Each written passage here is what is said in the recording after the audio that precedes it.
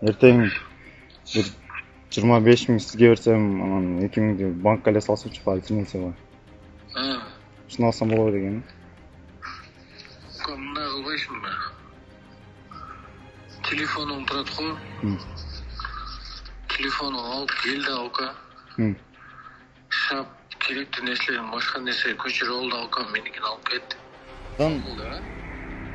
Мына телефонду андай неме боло берет, перенос кылып, ага ачкан бериш керек, ошо бүтүрүп беришиңизге баарына.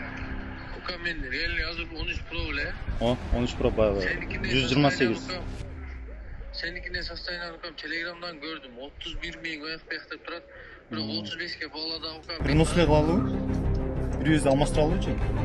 Просто эмне? Түшүнбөй калдым. Сен менде машина бар, өтүп келе бересиң. Сөзсүз.